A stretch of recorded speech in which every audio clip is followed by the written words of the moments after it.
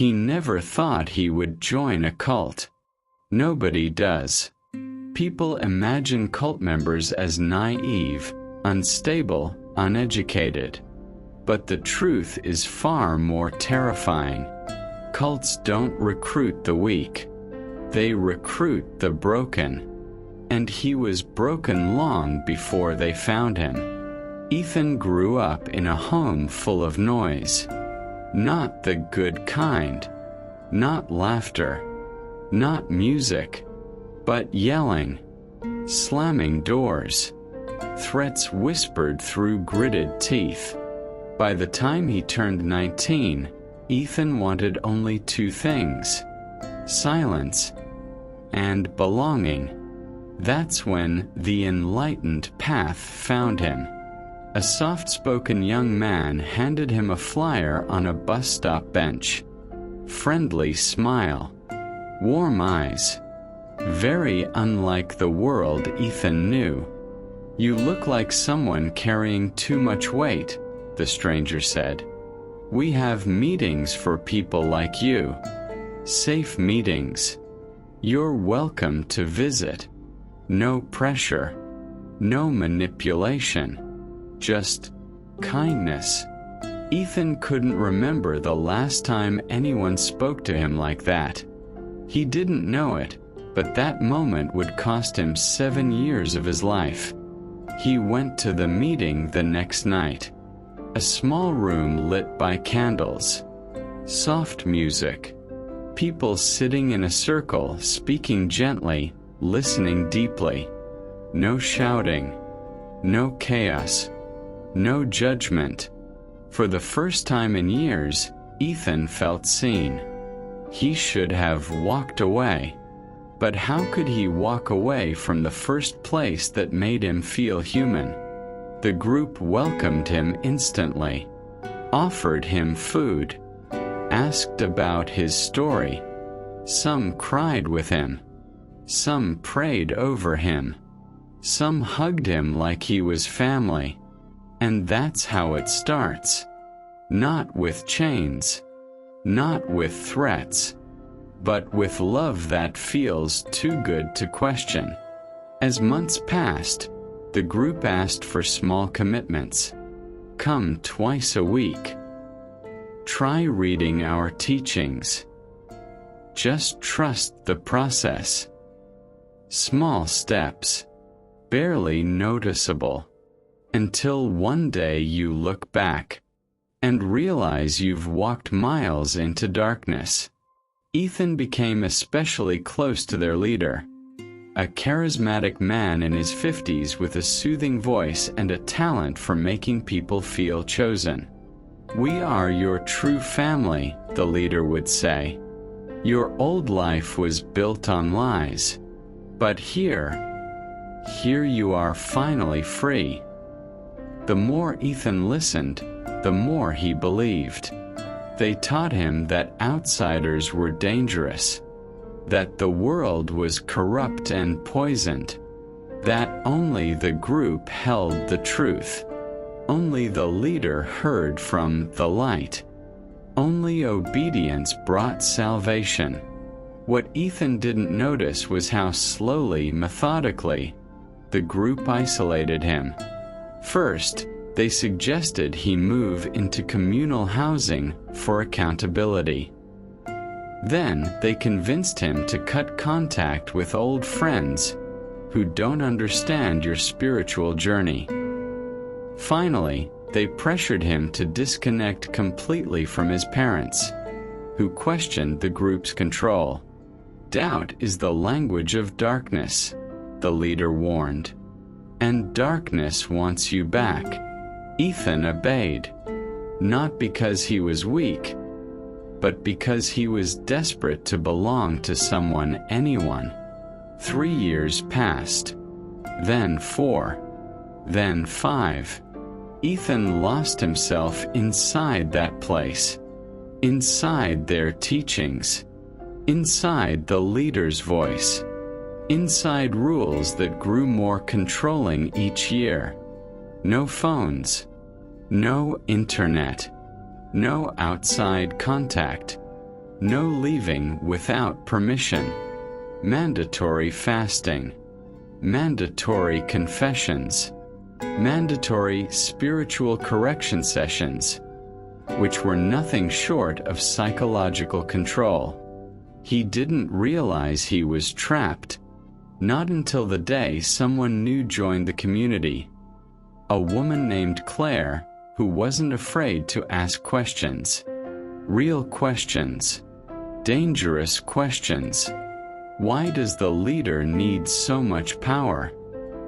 Why does the light always speak only to him? If this is freedom, why do I feel less free every day? Her honesty awakened something buried inside Ethan, a voice he hadn't heard in years. This isn't right. And that's when everything began to crumble. The leader sensed Claire's skepticism and punished her emotionally, isolating her, humiliating her during group meetings. Ethan saw it, and for the first time he felt anger. Righteous anger. Protective anger. He tried to confront the leader privately. Why are we hurting her? Why are we shutting down questions? Why does obedience matter more than truth? The leader's smile faded. His voice went cold. You're becoming dangerous, Ethan.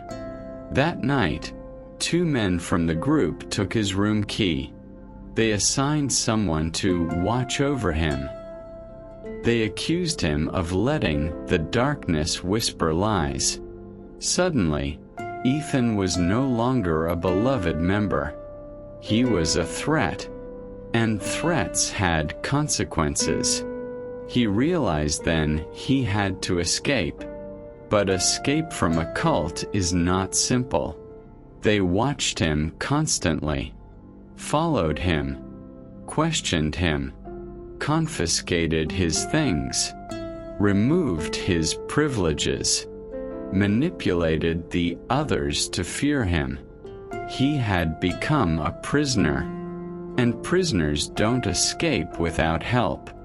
The help would come from the last place he expected, and the last person he ever imagined would show up in his life again. Ethan didn't sleep that night. He lay on his thin mattress, staring at the ceiling, replaying every moment with Claire. Every question she asked, every tremor of fear in her voice, every truth he had ignored for years. He wasn't supposed to think. He wasn't supposed to question. He wasn't supposed to feel anything other than gratitude for the light. But now, he felt something dangerous. He felt doubt. The next morning, the group assigned him to reflection duty, which meant sitting alone in a small room for hours with no food and no interaction. A method designed to break those who were wandering. They called it purification, but it was punishment. Psychological isolation disguised as spiritual discipline. Ethan sat in that cold room, surrounded by silence that felt heavier than iron. He whispered to himself, barely audible, "What if they're wrong? What if I wasted my whole life?" He expected fear to choke him, but instead, he felt something strange. A quiet warmth. A flicker of hope he couldn't explain. Afternoon came. A guard, one of the older members, entered. "The leader wants to see you." Ethan's stomach tightened. He walked down a narrow hallway lined with candles. Their flames danced like eyes watching him pass. The leader sat alone in a dim room, hands folded, expression unreadable. "My son," the leader began softly, "you are confused, misled. Claire has poisoned your mind." Ethan swallowed hard. I just asked questions. Questions are the doorway to rebellion, the leader snapped. Rebellion leads to destruction. I saved you from the world out there. Don't forget that. Ethan felt anger rising, but he forced his voice low. I just want to understand why we're afraid of the truth. The leader stood up slowly. Truth, he repeated. I am the truth. Ethan froze. Something inside him shattered. He had heard that phrase before, years ago outside this place, when he still had freedom. Someone else had said it. Someone whose words were nothing like this leader's. I am the way, the truth, and the life. A verse from childhood, a faint memory from a church visit long forgotten. The leader stepped closer, his voice low and venomous. You belong to me. Without me, you have no life. Ethan backed away. A chill crawled across his skin. No, he whispered. But the leader heard him. 2 guards entered immediately. The leader waved a hand. Watch him closely. No more contact with the others. They grabbed Ethan by the arms and dragged him out. That night, locked inside his room with no lights and no belongings, Ethan finally felt it. He was trapped inside something evil. Not misguided.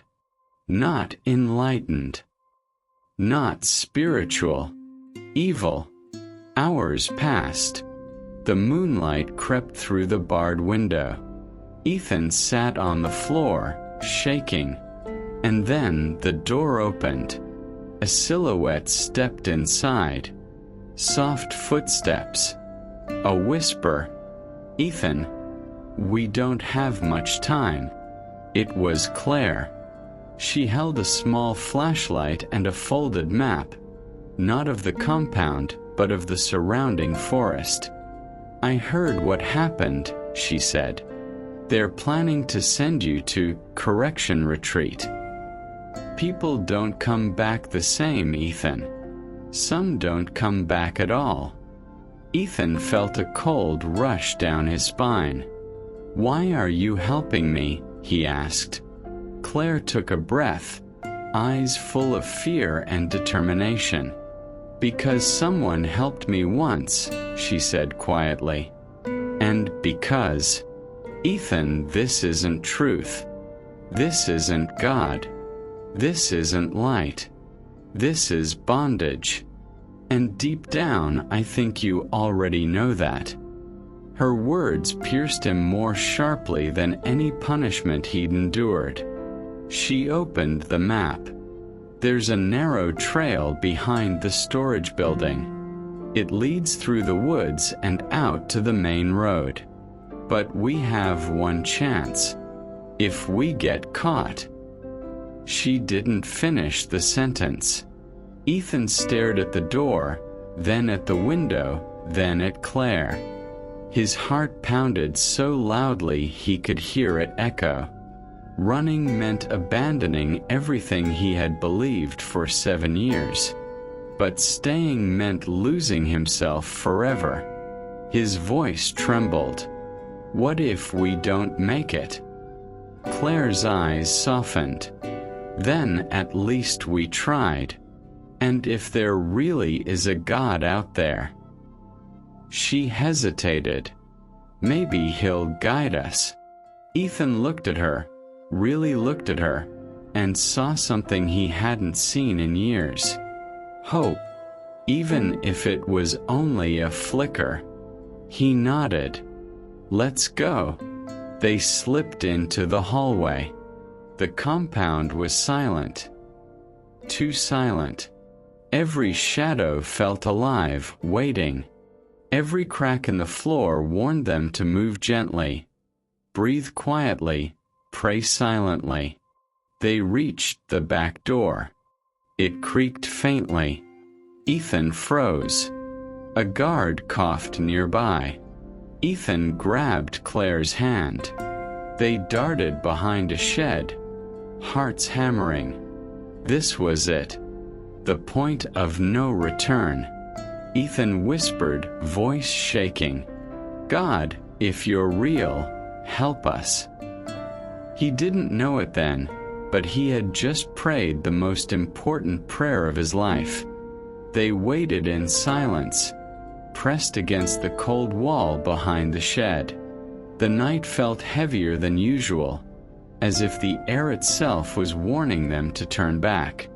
Claire leaned close and whispered, "Now." They ran. Not fast, that would make noise. Not slow, that would get them caught. Just fast enough to feel the ground sliding beneath their feet. Just fast enough to feel fear chasing them like a shadow. They reached the back fence. Rusty. Old. Barbed wire across the top. "I'll boost you," Ethan whispered. Claire climbed onto his hands and pulled herself up. Her fingers trembled as she pushed past the wire, tearing a small cut on her arm. She didn't make a sound. Then it was Ethan's turn. He grabbed the fence. The metal groaned under his weight. Halfway up, he slipped, boots scraping loudly. A dog barked in the distance. Claire froze. Ethan held his breath. Another bark. Closer now. "Ethan, hurry," she whispered. He pulled himself over the wire. A sting shot across his shoulder as the barbs sliced through his shirt, drawing blood. He dropped to the ground beside Claire. Then they heard it, the sound no one in the cult ever wanted to hear. Footsteps running. Flashlights flicking on. Voices shouting. "They found out," Claire whispered. "Go!" Ethan yelled. They sprinted into the woods, branches slapping their legs, leaves crunching underfoot, hearts racing like drums of war. Behind them, the voices grew louder. "Fan out. Check the trees. They can't have gotten far."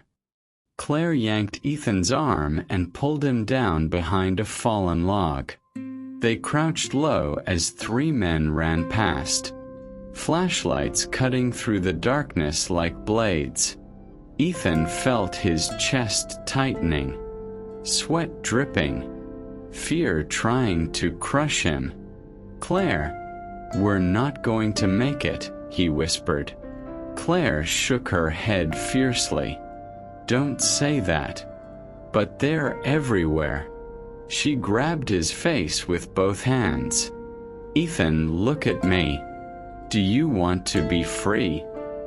His voice cracked. "Yes." "Then we keep going." Another flashlight beam swept across the trees, inches from their hiding spot.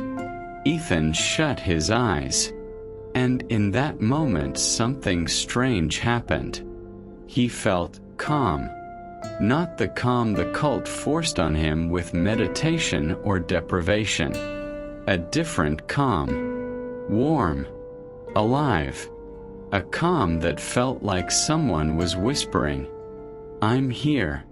He didn't understand it, but he felt it. Claire nudged him. "Let's move." They crawled deeper into the woods, careful not to snap branches, careful not to breathe too loudly. The shouting faded behind them, swallowed by distance. For the first time, escape felt possible. But the woods weren't safe. Not yet. After what felt like hours, they reached a clearing. Moonlight glowing through the trees, illuminating a narrow dirt road ahead. "That's it," Claire whispered. "The map said if we follow that road, we'll hit the highway." Ethan took a shaky breath. They stepped onto the path. And then, a flashlight turned on directly in front of them. They froze. One of the guards stepped out from behind a tree, gun at his hip, eyes cold. "Going somewhere?" he asked. Claire's breath hitched. Ethan felt his knees weaken. The guard raised the gun. "Turn around. Both of you," Claire whispered. "Ethan, I'm sorry." Ethan felt the world collapsing around him. They had come so far, risked everything, and lost. He closed his eyes. "God, if you're real, I need you." He didn't expect an answer, but what happened next felt impossible.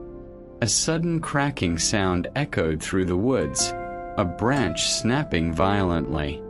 The guard turned his head instinctively toward the noise. And in that split second, Ethan grabbed Claire's hand. "Run!" They bolted into the trees. The guard fired, a deafening shot tearing through the night. But the bullet missed. Branches tore at their arms as they ran blindly, deeper and deeper into the dark.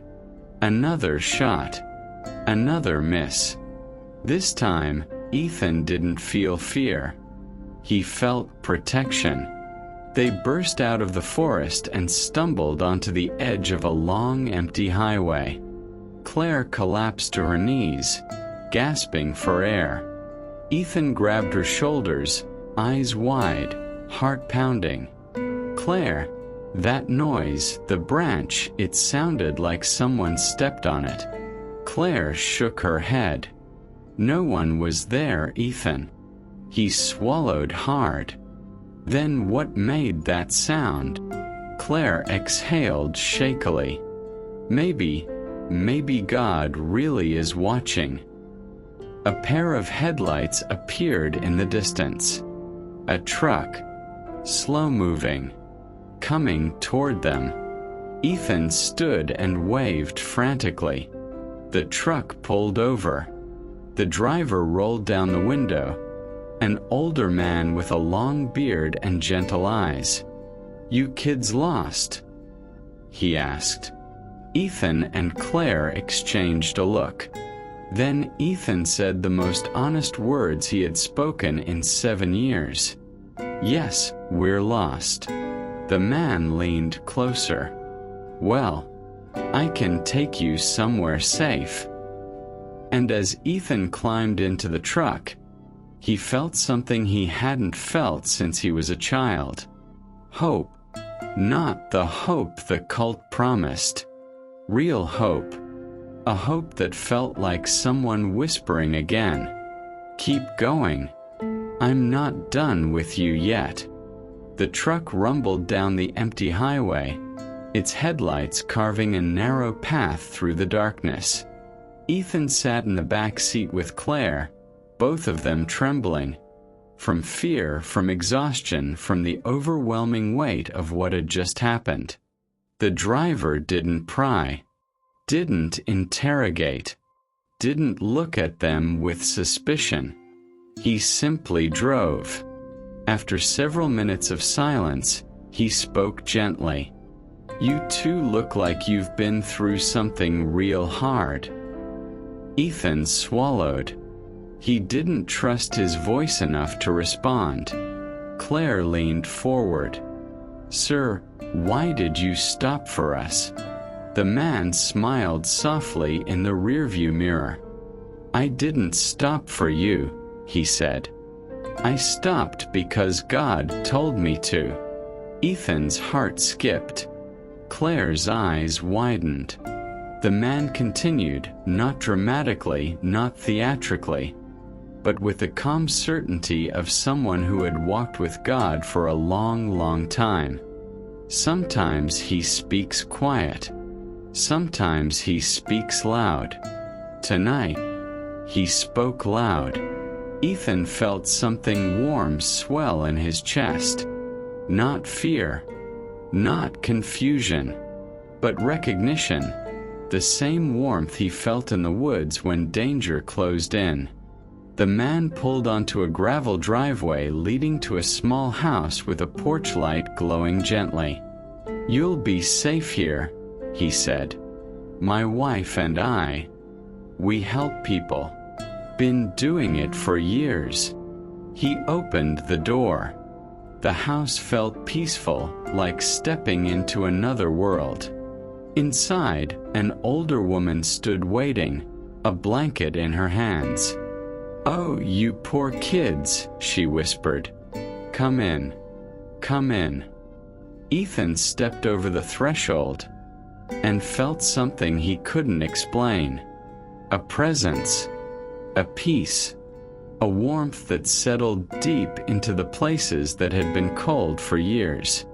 He didn't know it, but he had just walked into a home filled with prayer.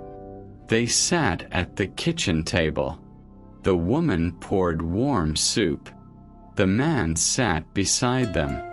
"Well," he said, "if you're here, God must have plans for you." Ethan stared down at his shaking hands. "Why?" he whispered. "Why would God care about someone like me?" The man leaned forward. "Son, God specializes in rescuing the lost."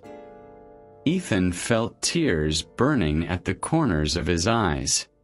"I gave 7 years of my life to a lie," he said, voice cracking. "I trusted a man who controlled me, who isolated me, who claimed he was truth. I turned my back on everyone who ever cared about me. Why would God help someone so blind?" The older man placed a hand on Ethan's shoulder. "Because he loves you. Not because you earned it. Not because you understand it. But because that's who he is." Ethan squeezed his eyes shut. "I don't know how to start over." "You don't have to start over," the man replied gently. "You have to surrender." Ethan looked up, confused. "Surrender to what?" The man smiled. "To Jesus." The name hit Ethan harder than he expected. He hadn't heard it in years. Not in truth, not in purity, not outside the twisted teachings of the cult. Jesus. Ethan whispered, "I don't know him." "But he knows you," the man said. "Every fear, every wound, every lie you believed. And he's been calling you out of that darkness for a long time." Ethan's hands trembled. "I don't know how to pray." The woman stepped forward. "You don't need fancy words," she said. "Just honesty." The man nodded. When Peter was drowning, he prayed 3 words, "Lord, save me." And Jesus did. Silence filled the room, soft, holy, heavy with meaning. Ethan felt something shifting inside him. A breaking, a melting, a surrender he didn't know he was capable of. He bowed his head, and for the first time in his life, he prayed, "Jesus." His voice cracked instantly. "Jesus, I don't know you, but you saved me tonight. I should have died. I should have been trapped forever, but you made a way. I don't have anything to offer. I'm broken, confused, lost, but if you want my life, it's yours." Tears slid down his face, not from fear but release. "I don't want the lies anymore," he whispered. "I don't want the darkness. I want truth, real truth. I want you." His voice trembled into silence. The room felt different, lighter, warmer, as if something holy had entered, or maybe something dark had finally left. Claire wiped her eyes. She wasn't praying out loud, but the look on her face said everything. The man spoke softly. "Welcome home, son." Ethan exhaled, a long, trembling breath he had been holding for 7 years. For the first time since he was 19, he felt free.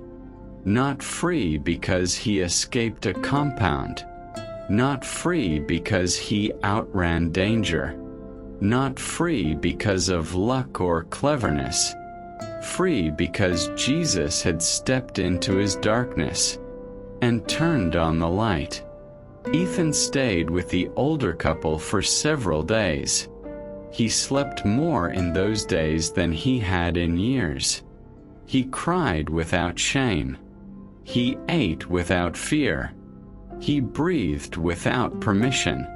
It was strange how something as simple as peace could feel unfamiliar, and yet so necessary. Claire stayed too, though she often sat alone on the porch, staring into the distance, processing her own scars. She had her own demons to face, her own lies to untangle, but she wasn't alone anymore. Neither of them were. One morning, Ethan woke to the smell of coffee and the soft sound of pages turning. The older man sat at the table with a Bible open. "Sit with me," he said. Ethan hesitated, then pulled out a chair. The man turned the book toward him and pointed to a verse. "John 8 verse 32, he said, "And you will know the truth, and the truth will set you free." Ethan stared at the words. They hit harder than any sermon, any lecture, any manipulation he had endured in the cult. He whispered, almost to himself, "All those years, I thought I knew truth." The man nodded gently. "Truth isn't a system. Truth isn't a leader. Truth isn't a rulebook or a ritual or a punishment." He closed the Bible softly. Truth is a person. Ethan felt something inside him settle, like a puzzle piece finally clicking into place. "Jesus," he said. The man smiled. "Jesus." For hours they talked, not about religion, not about performance, not about punishment, but about grace, mercy, forgiveness, purpose. For the first time in his life, Ethan understood that God wasn't a tyrant demanding obedience, but a father inviting him home. Days turned into weeks. Claire decided to move to another state to rebuild her life. Ethan hugged her goodbye, grateful for her courage, her questions, her friendship. They survived together. That would always be enough. Ethan eventually contacted his parents. Voices cracking, apologies spilling out through tears he couldn't hold back. His mother cried on the phone. "We never stopped praying for you," she whispered. Never. The restoration wasn't instant. Years of pain don't vanish overnight. But Jesus had already started the healing, the kind that reaches deep where human hands cannot go. 1 year later, Ethan lived in an apartment of his own. He worked construction during the week. On weekends, he volunteered at a church, the same one the older couple attended. He wasn't a preacher. He wasn't a leader. He wasn't trying to be anything but a man who had been rescued by grace. But people noticed something different in him, a quiet strength, a gentleness that came from surviving the darkest parts of life and finding light on the other side. One Sunday afternoon, the pastor approached him. "Ethan," he said, "we have a support group that meets every Thursday. People who escaped controlling groups, spiritual abuse, manipulation. They need someone who understands. Someone who's been there." Ethan froze. "I don't know if I'm ready," he whispered. "No one ever feels ready," the pastor replied softly. "But God equips those He calls." Ethan nodded slowly. "Okay, I'll try." His first night leading the group, he sat in a circle of hurting people, each of them carrying wounds similar to his: fear, shame, confusion, broken trust. Ethan took a breath. "My name is Ethan," he began, "and for 7 years I lived in a lie. But Jesus rescued me. Not because I was good, not because I was strong, but because He loved me even when I didn't know Him." The room fell silent. People leaned in. Some began to cry. Ethan continued, voice steady, "If He can set me free, He can set you free too." That night, someone stayed after the meeting, a young man shaking with fear, saying he didn't know how to escape the group he was trapped in. Ethan listened, really listened, and for the first time, he realized God wasn't just healing him. God was using him. The pain that nearly destroyed him became the testimony that saved others. The lie that imprisoned him became the story that exposed darkness. The bondage that crushed him became the megaphone through which Jesus shouted, "I still rescue. I still redeem. I still save." Ethan walked home under a quiet sky, stars scattered like promises above him. He thought about the cult, the control, the fear, the chains. And then he thought about Jesus, the truth, the freedom, the love. 2 masters, 2 voices, 2 paths. One led to slavery, the other to life. As he reached his door, Ethan whispered the same prayer he prayed on the night he escaped. "Thank you for not giving up on me." He looked up at the sky, and he knew deep in his soul, he wasn't the same man who entered that cult. He wasn't the scared kid looking for belonging. He wasn't the prisoner desperate for escape. He was a new creation, found, freed, redeemed, all because Jesus Christ stepped into his darkness and led him home.